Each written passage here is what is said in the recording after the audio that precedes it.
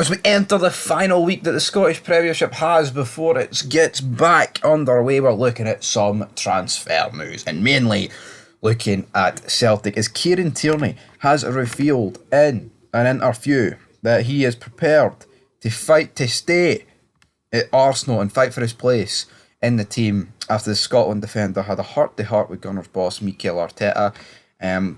He did feature in Arsenal's 5-3 victory against Barcelona. Looked quite good. I watched the highlights of that game. I know Xavi can come out and say, "Oh well, it was as if one team played it like it was a Champions League final, and another team didn't." I don't know if that was a dig at Arsenal, you know. Well, I mean, it kind of is a dig at Arsenal, but is there a hidden dig that like Barca pumped them at the Champions League final in 2006? Who knows? But anyway, Kieran Tierney, he's better than Zinchenko. I feel like Arsenal's best way to play would be to play Tierney and have Zinchenko feature in the midfield, or just have like them switch it a bit. It just seems like every game you see Arsenal, it's Zinchenko playing.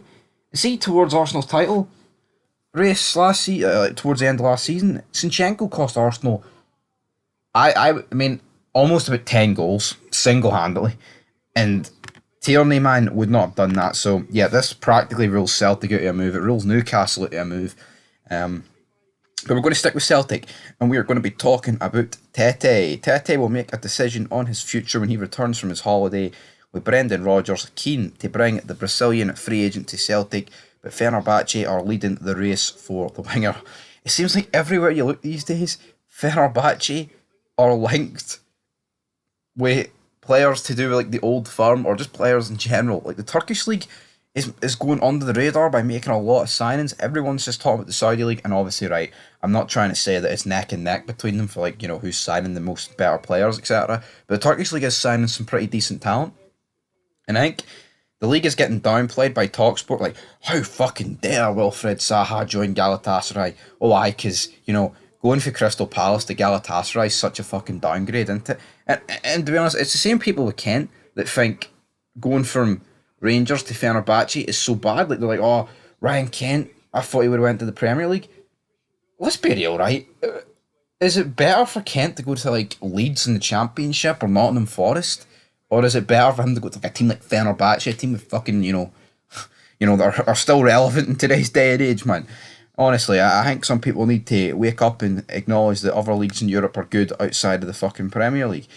Talking of Rangers though, Rangers midfielder Glenn Kamara is training alone. Obviously transfer talks are ongoing about where he's going to go, but Beale has come out and said that it's best that he is to the side of the group and trains alone, damn it. So that's interesting to hear that. Aberdeen chairman Dave Cormack has told Aberdeen fans to expect 2 new signings very soon. And amidst Croatian forward Tonio Tekelic was a key target before he signed for Trabzonspor, so they've missed it in him.